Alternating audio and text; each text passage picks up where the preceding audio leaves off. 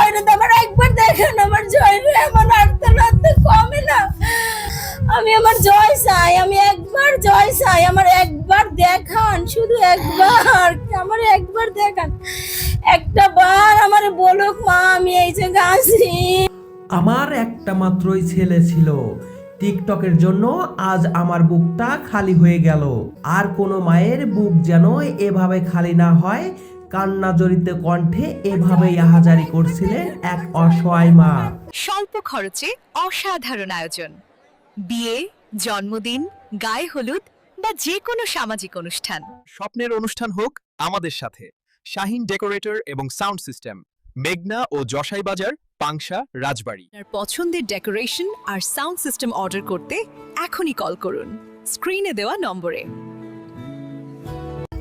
একটি ছোট্ট ভুল, একটি ভিডিও, আর সেই ভিডিও বানাতেই চিরতরে নিভে গেল তার একমাত্র সন্তানের জীবন। নিহত কিশোরের নাম রাজমণ্ডল জয়, বয়স মাত্র 16 বছর।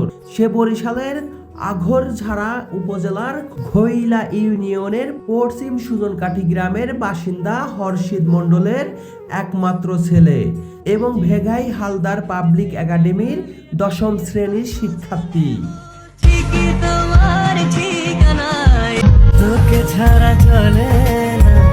জয়ের নিজের একটি টিকটক আইডি ছিল, সেই আইডিতে নিয়মিত ভিডিও বানিয়ে আপলোড করত সে। টিকটকে বেশ পরিচিতিও ছিল তার, ভিডিওতে থাকতো হাজার হাজার ভিউ, বাড়ছিল ফলোয়ারও। কিন্তু সেই টিকটকের ভিডিও যেন কাল হয়ে দাঁড়ালো তার জীবনে। বুধবার সন্ধ্যায় নিজের বসত ঘরে 2য় তলায় একটি ভিডিও ধারণ করছিল জয়। ভিডিওতে আত্মহত্যার একটি দৃশ্য ধারণ করার সময় গলায় ওড়না পেঁচিয়ে ফাঁস তৈরি করছিল সে। কিন্তু অভিনয় করতে গিয়ে ঘটে যায় ভয়াবহ দুর্ঘটনা। দীর্ঘ সময় জয় নিচে না আসায় তার ছোট বোন নুপু মণ্ডল খোঁজ নিতে যায়। ঘরে ঢুকতেই সে দেখে ঘরের আড়ার সাথে ঝুলছে তার ভাই। ভয়ে কাঁপতে কাঁপতে নিচে দৌড়ে এসে তার দাদিকে জানায়। পরে প্রতিবেশীরা এসে দ্রুত জয়কে উদ্ধার করে আখরঝাড়া উপজেলা স্বাস্থ্য কমপ্লেক্সে নিয়ে যায়, কিন্তু সেখানে থাকা চিকিৎসক তাকে মৃত ঘোষণা করেন। এই স্ত্রী খাইয়ে দোতলায় উঠছে, এখন আর ওই জায়গা দিয়ে নামে না। ছোট বোন ও নামে না, পড়তে বইবে, দুজন সন্দেহ হয়ে গেছে একসাথে পড়তে বইবে, এখন ও দোতলা দিয়ে নামে না, তখন দোতলায় ডাক্তার গেছে, যাই রশিদে চলল। একটি মুহূর্তেই শেষ হয়ে যায় একটি তরতাজা প্রাণ, শেষ হয়ে যায় একটি মায়ের স্বপ্ন। মায়ের কান্না যেন থামছে না। একটি মাত্র ছেলেকে হারিয়ে তিনি বারবার বলছে, আমার মতো আর কোনো মায়ের যেন বুক খালি না হয়। সরকার টিকটকের মতন এইসব প্ল্যাটফর্ম বন্ধ করুক। আমি বাংলাদেশ সরকারের কাছে আবেদন করি, তারেক রহমানকে আমি ভোট দিছি। আমি শরীয়তপুর থেকে কত কষ্ট করে আসছি একটা ভোটের জন্য।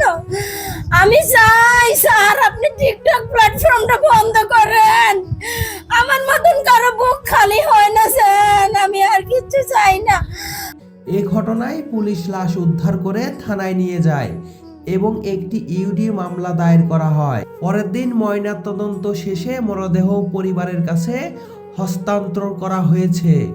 এদিকে সচেতন মহলের দাবি, সামাজিক যোগাযোগ মাধ্যমে বিপজ্জনক কন্টেন্ট বন্ধে দ্রুত পদক্ষেপ নেওয়া জরুরি। ছোট ছোট শিশুরা যে টিকটক করে, এ কারণে সমাজের অনেক ক্ষতি হইতেছে, যাতে ভালো সন্তানগুলিও ওই দেখে দেখে খারাপ হইতেছে। তা আমরা চাইতেছি যাতে সরকার এই ব্যাপারে হস্তক্ষেপ করে। সহ বিভিন্ন প্ল্যাটফর্মের মাধ্যমে আমাদের ছেলেমেয়েদের প্রাণহানি ঘটছে।